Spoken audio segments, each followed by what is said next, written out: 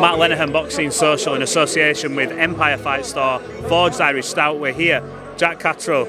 Huge implications for you with this fight. Devin Haney, Regis Prograis, potentially an opponent for you. You have Josh Taylor, who we know now an offer's gone in according to Mr. Taylor's Twitter.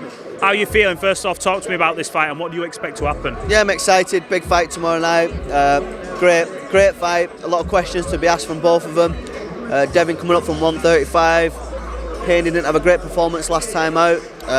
They've both been banged up for the fight, so I think we'll see the best of them tomorrow. If I was to pick a winner, I'd probably go Haney points. Seems to me the better boxer. But again, the questions are there whether he can keep Regis off and can he take Regis' power. When you look at the promotion for this event, this is going to be packed tomorrow night. Even just the press conference and the weigh-in, like this is what you want to be a part of again. And you've been itching, and I know Sam's been on it, Eddie and everyone to try and get you these big fights. When you see all this, does that sort of like that fire in you to say, look, I'm coming kind of thing? Yeah, it's exciting.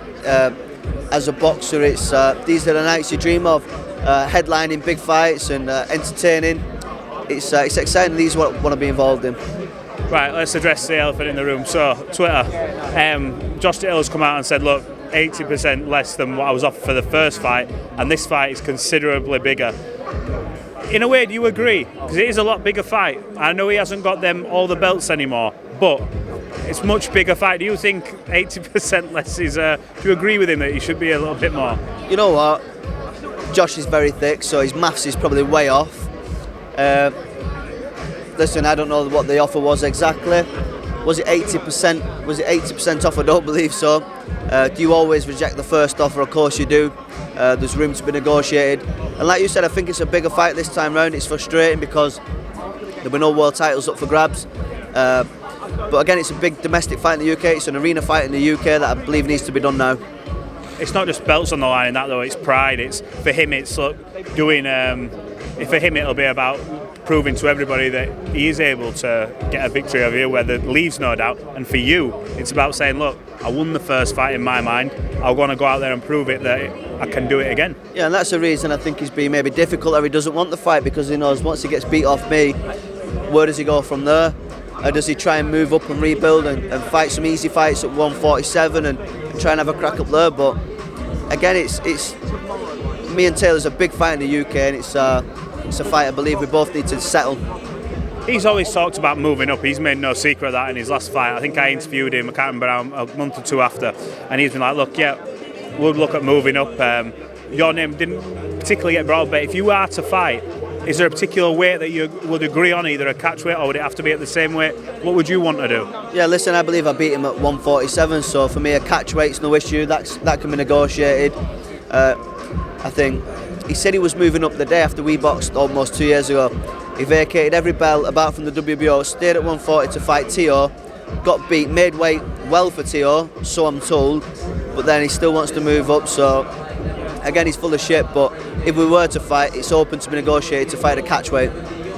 How personal is this for you? I know obviously you got, in your eyes, robbed of that moment of holding all them belts, but in terms of the back and forth between you, it sort of died down a bit, but it's been reignited. I know a lot of it is, we talk about a promotion and a build-up, but it's very real for you, this, isn't it? Yeah, of course, and it'd be real for him as well. We don't like each other.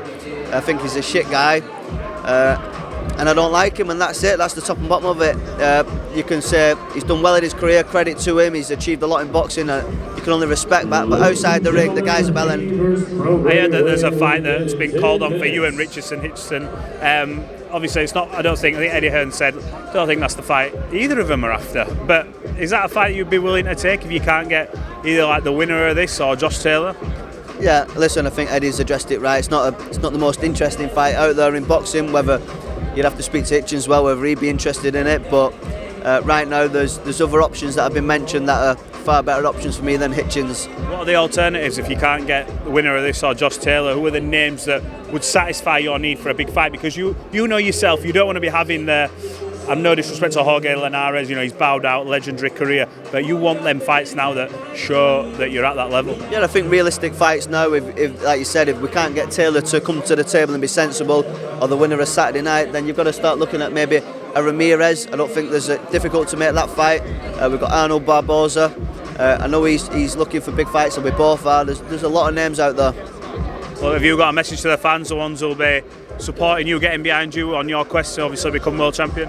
Yeah, just thank you for the support. I've had a lot of support over these last couple of years. It's been nice, and I'm in the gym. I'll be training over Christmas, ready for the new year, and come early next year, you'll see me back in the ring. Well, Jack, we're looking forward to seeing you back in the ring. Obviously, you've now got a little bit of activity under your belt and big fights ahead, so we'll catch up soon, bud. I appreciate that. Thank you.